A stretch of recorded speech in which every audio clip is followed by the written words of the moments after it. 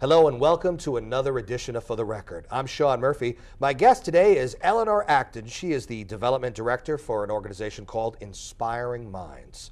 We'll learn about it and meet her when we come back, so stay with us.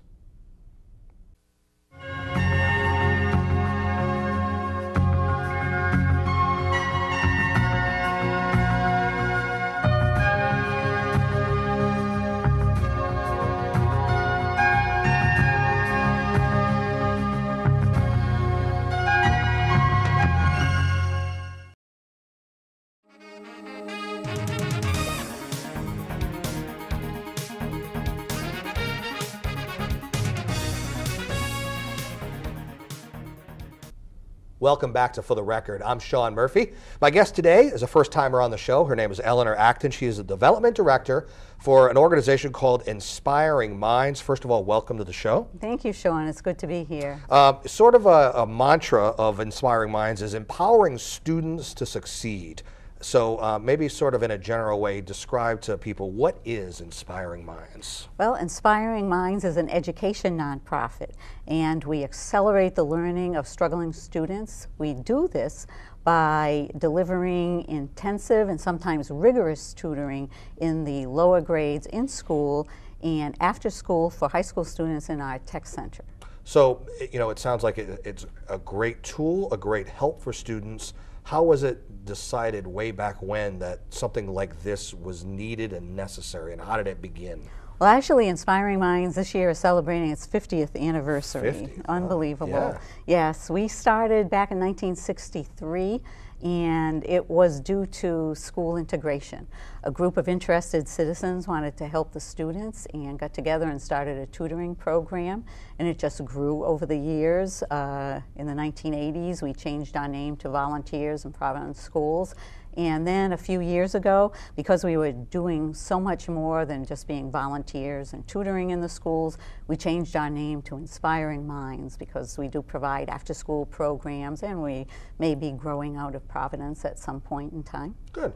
So, you know, that's really what sets you apart, because when a person thinks of a typical tutor, it's a person that you meet up with at the library or comes over to your house, and they tutor you. That's what a tutor is, depending on what you need help in, what particular subject. But Inspiring Minds seems like it's so much more. It has expanded, hasn't it? We are a lot more than that, Sean. Our biggest focus is in the elementary early learners Because you're molding a mind at that point, aren't you? We are, and that's why we really are focusing on the young learners. So if I can tell you a little bit, we do so much, it's just so hard to tell you everything we do, but we have a pre-K, an intensive summer pre-K for those little kids who have had no pre-K or little pre-K experience.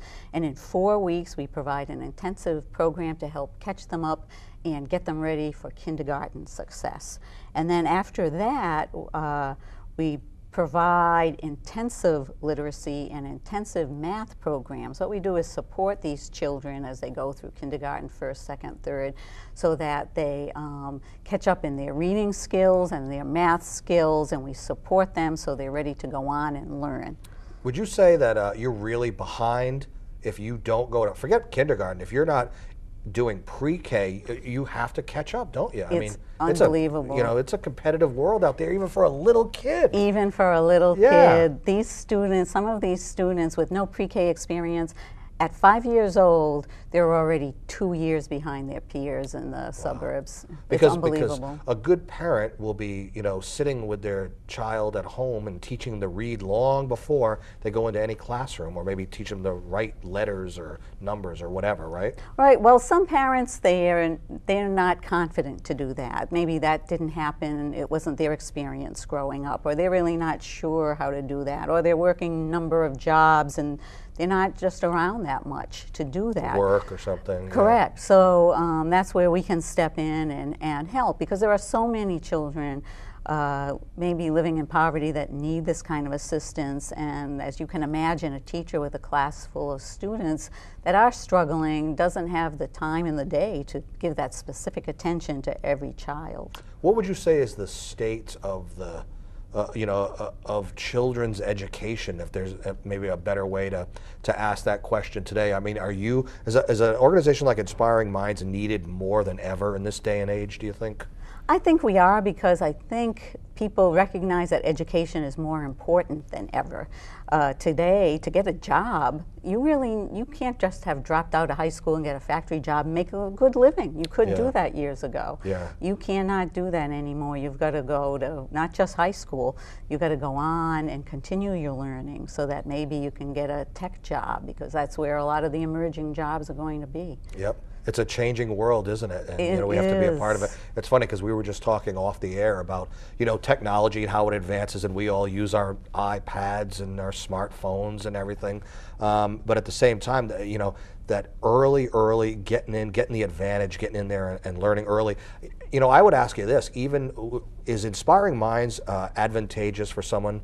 For a child, even if they have done the pre-K, can they get ahead even more by maybe taking some, like you said, sort of not difficult, but just quick, hard lessons, and just kind of use that as an opportunity to get ahead a little bit more? Well, we really focus on the struggling students, the students that are making the grade. While we can provide tutoring support, we really want to focus on those kids who are, to bring them up to everyone else's level. Correct. Yeah. And is that a sort of a daunting task for you? Are you seeing that these days, that more than ever are kind of needing it? There's a lot of demand. We can't meet all the demand that's out there. That's why we're always looking for, yes, we are always looking for more people to volunteer, because our tutoring services are volunteers. And so we're always looking for more volunteers. We're always looking for more money so that we can go out and mobilize more people, more college students. College students make up a big majority of our volunteers, also community volunteers. And we have business partners who even go in during their lunchtime and read with the kids. That's great. I was going to ask you what kind of prerequisites a volunteer would need to be able to volunteer to help out. Well, just contact Inspiring Minds and we will train you. We'll provide training, and then when you go in, by the way, you only need to give an hour a week, so it's not even that much time. And you feel really good about yourself when you're molding a young mind. It's got to feel great to do that. How can you not? Yeah. We hear stories from volunteers all the time when they walk into the classrooms. All the kids, even though they may be only working with one or two, all the kids will be excited. It's like a rock star walked in, because here's someone who is giving them attention, maybe attention they don't normally get, and really interested in helping them do good. And all little kids want to do good. Yeah, absolutely. They want to make you proud of their accomplishments. Speaking specifically in the greater Providence area, which you serve, what are the numbers like there? Is it more needed than ever? Are there kids that just aren't getting that pre-K education that they need, hence your, It is more needed than ever. There are a lot of kids who don't go to Head Start for whatever reason. There's a very high level of poverty. There is a high number of students who live in homes where English is a second language. So now they're trying to learn English and get caught up. There's a big need. Is there anything that you can teach or the parents can learn from your working with the children to kind of get them up to speed too? Can the parents help out in some way? Well, we're always interested in getting the parents in. So, for example, when we do our K-Prep program in the summertime, we invite the parents in. We tell them, what we're doing. We explain how they can support their children by reading with them every night for a little while, and we do give some help to them and provide them the tools that they can feel a little more confident about what they're doing and the help that they might need to help their own children, because they brought their children to us so that we could help them. So obviously they want to help the kids. They saw the concern, the need for it. So yeah, if they could help out in some way, certainly. I always find myself asking this question to guests in this economy that we're in, the recession that we're in, and you had mentioned earlier about the need to need more money, basically, to be able to continue Inspiring Minds. Has the economy affected your ability and Inspiring Minds' ability to actually function and do their job? How does it work? Oh, well, it's much harder to get funds nowadays. Yes, the economy's been really difficult for everybody. Yeah. And, people's wallets are a little thinner, and, still there's a high unemployment rate. So it is hard for people to give, but we're lucky that we have a great core of supporters, and those donors do continue to give, and where they can give a little more because they know the importance of it, they do. And the business community has been wonderful supporting us. There's corporate sponsorships and things like that? We have a lot of corporate sponsorships. A lot of the companies are interested in our tech center. They give us money.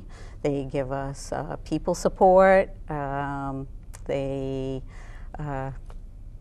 It's all about, you know, and you gotta not be prideful in the sense that, listen, you got to have the hand out and say, look at the great work that we're doing here. Would you be willing to? And I would imagine that a lot of companies in general want to be able to attach their name to it and be a part of an organization like this where they know very young minds are being molded for the future. It's good for them, it's good PR, but it's also, you know, the right thing to do. It is the right thing to do, and I think, you know, there are a lot of very good causes, but I think when people hear us and they see that, like in the lower grades, we can accelerate the learning through our intensive literacy program, for example. We accelerate the learning of children 30% faster. They gain So you've got skills. some good solid numbers. Absolutely, and who wouldn't want to do that? Who wouldn't want to help? Right. Do you find primarily, is it for you know, lower income people that have a tendency to want to utilize your services with their kids, or is it the demographics made up from all different backgrounds, and how does that, what have you seen from people that are utilizing? Well, it is generally the lower income people, because the people in the middle class or the upper class are people that do have some discretionary funds.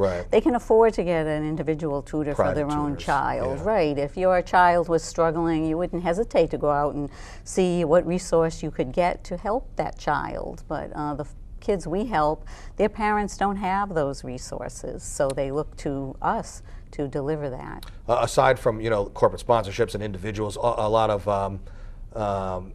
basically fundraising would occur with you too. Talk about some of the events that you do and things of that sort for fundraising purposes. Oh yes, we usually have 2 big events every year, and they're always fun.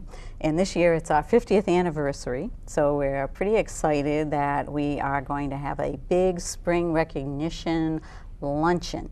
I don't have the details yet, but that will be That's okay. coming We'll up. steer people to the website so they can go and learn more.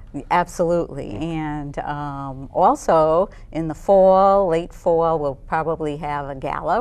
We will have a gala. We just haven't determined the site yet either. But we should have 2 really big and exciting events for people to support. What's the website for people to go to and learn more? The website is www.inspiringmindsri, meaning Rhode Island, .org. So it's www.inspiringmindsri.org. What can people find on the website when they go there? I know that are you redoing it, or are you well, we're always rebuilding it.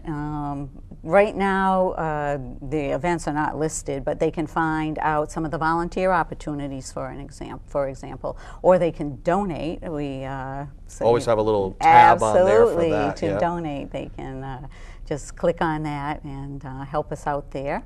They can find out all about our programs and just some pretty interesting little things on the website. And also, I'm sure you have links to social media too, because you know, in this day and age, you got to be you know, hooked into Facebook and all the other. We are. Check out our Facebook page. If you go to our website and just follow the link right there. Yes, click on the Facebook icon, and you'll see like the summer, or not summer camp, it's not summer right now, but you'll see like vacation camps going on, or you'll see after school activities in our tech center for the high school kids, and there's always a good activity on the Facebook page. Let's get into a little more detail about the programs that you offer. Is there anything, I'll give you as much time to tout anything that you're, you know, even especially proud of, or you just want to let people know about. So let's talk about them a little bit. Okay, well, I did touch on the K-Prep program. We're really proud of that because it just has grown every single year.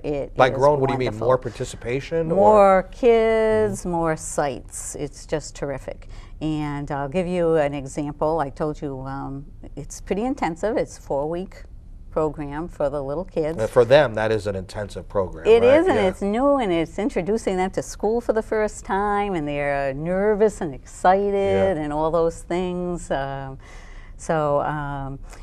get a group of little kids who are very unsure of themselves, and I'll give you an example of Lugina. Here's a little girl who attended one of our first K-Prep programs, which is called Kids Bridge.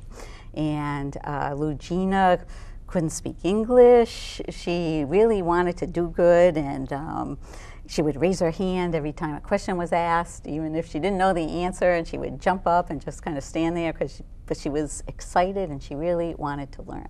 So we helped her through the 4-week program, and then we gave her tutors as she went into kindergarten and continued on. And Lugina, who was way behind, she scored very low when she began our K-Prep program, is now on grade level, and we are quite proud of her. And she is quite proud of herself. It's a great story, and her mom was so happy that she enrolled her younger daughter in the K-Prep program. I believe it was last year, and there's a little brother who will sure be in our K-Prep program at some time in the future. Boy, it feels good. It makes you want to go into work every day even more so when you hear about success stories like that for you. You know, it's so gratifying. You know? It's very rewarding. Yeah. As I said, these children, all children want to learn, and they want to do good, and they want people to be proud of them. And sometimes they just need a little help. They don't have other opportunities to learn. I find it amazing, almost mind-boggling, that a little kid is able to learn a second language, because I would just find it difficult for myself, but you know, for them, think back to your school days, all the things that you might not utilize now, but you know how difficult it seems now, all the math that you took, another language, science, you know, English, writing, all that stuff, and the little kids are learning like another language at such a young age. It's really amazing, isn't it? It is amazing, but little kids, they say, are like a sponge, and they really are. Just absorb it. So what are the day-to-day duties for you as development director? Like, because we talked a little bit, your background, you also have some communication in your background in PR and stuff, but you get kind of pulled into the development part of it too, so talk about that. So tell you a little bit about my day-to-day is never the same. Yeah, that's great, you know, when your job is not the same every day. It's true. It is not boring. Some days I'm lucky enough to meet someone like you and come to a program like this. But you know, I was going to say, you know, a director of a nonprofit wears many hats, and one of them is, you know, doing PR, I would imagine, too, right? Yeah. I love to do the PR. As you can tell, I like to talk about the programs. And you're passionate about it, you know? I am very passionate because the programs work and they help kids. I mean, I can't think of a better way to help a child throughout their entire life than to help them improve their education. It motivates them, it gives them the skills they need to succeed in life. Without it, you're kind of lost. You lose your confidence to do things, and it affects you. What you learn or don't learn at that very early age affects your personality and your life, you know, your ability to you know, get a better job, to go in and ask for a raise, just so much. It's a big domino effect, isn't it? It really is, and that's why it's so important, and that's why we're always looking for funding and volunteers so we can reach more kids. There are a lot of kids who need this help. So as development director, and it is a nonprofit, so you are wearing many hats aside from this. Are you asking for financial help? Are you at all the events? Are you in, like, you know, the class situation? I mean, there's so many different things. Yes, yes, I am always asking for financial help, as you could tell. I help write the grants. I talk to donors and to our great companies who sponsor us, and other really good companies who may be considering sponsoring us or donating to us. I go to the schools and meet people where I can. We have, I mentioned, we have some partners, some businesses who will come in during their lunch. They'll send some employees in and read with the kids during lunch. So I like to go in where I can and touch bases with some of those volunteers and those companies who are so generous to let their employees come during lunch and read to the kids. Kids get really excited. Are the tutoring, when they come to read, it's at school, are the tutoring programs at school, or is it at your facilities, or how does that work? In the younger grades, we do in-school tutoring. Okay. And in the high school, we have a tech center, and it is the front of our office building. It's a beautiful site. And we have computers, and we do hands-on learning classes. We do STEM, science, technology, engineering, and math. And these kids have an opportunity to learn by doing.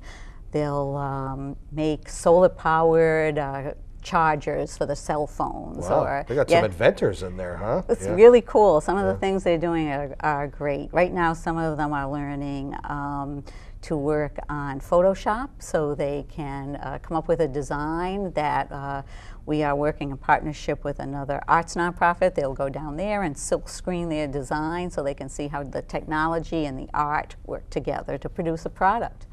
You know, you mentioned the partnerships that you have with others. It's not just, you know, it's almost not just Inspiring Minds, but it's Inspiring Minds in conjunction with other organizations, and it's really almost a network for a child really can take advantage and utilize some of the services that are available, right? It is a network. We try to cooperate with other nonprofits because other nonprofits, you know, have something else to offer, like the arts. And certainly our partnerships do in some ways set us apart. We partner with the schools, the teachers, reading coaches, the businesses, the community, civic groups. Our partnerships really catapult us up to the top. What happens during the summer when school isn't in session? Is your job and the facilities, what they do, is it very different than during the school year per se? Well, right now our summer vacation's pretty busy because of that K-Prep program.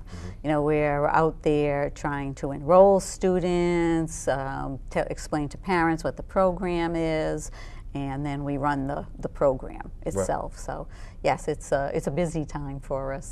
There's no vacation time for us. Summer vacation isn't a vacation for you at all. How about like around the holidays? Would that be a less busy time? Well, we try to do things for the high school students mostly during school vacations. We'll do design programs or just kind of some kind of fun, hands-on but learning projects to kind of get them motivated, and so they're still interested in not just losing time when they're not in school, but actually maybe being introduced to something new that they might be interested in later on. You know, instead of staying home and playing video games, they can be in a more productive way, you know, using the computers at your place, like you said, you know, learning Photoshop, learning, you know, things that maybe they could utilize in some sort of a trade or a craft or a career that they can take with them after they leave your place. Absolutely. Our tech center is a great place where kids can learn about STEM careers. Some of them are just not aware of careers, or they have unrealistic expectations. We can bring in professionals that will talk about the different careers.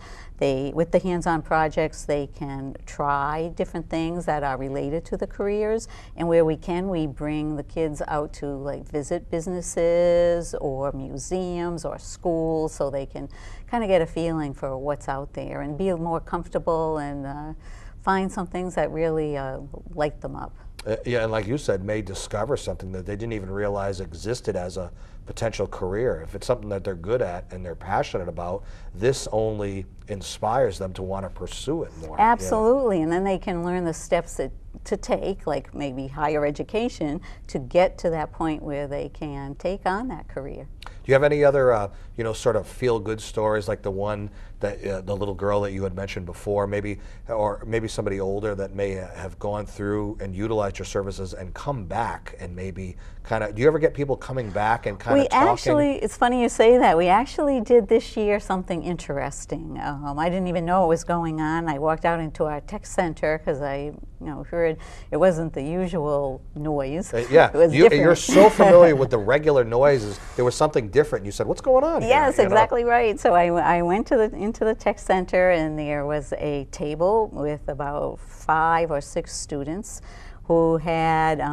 graduated from high school, and they had gone through our tech center. And then there were 35, 40 students who frequent our tech center sitting there, and these kids thought it was so important to talk about their experience at Inspiring Minds and how important it is for the kids to, do well in school, and so that they can continue, that they came back and, told the kids their experiences and really motivated them. That's great. And it was great. Sometimes, another kid, even though these are older kids that have graduated, but a kid would listen to someone a little closer to their age and take it more to heart than somebody, you know, an adult or somebody much older. So when they're hearing somebody a little closer, you know, as a peer, they're like, all right, you know, this is really, if they can do it, I can do it, or if they're doing it, maybe it is cool to be a part of this. Absolutely. That's why that was so good. We often have kids drop in who are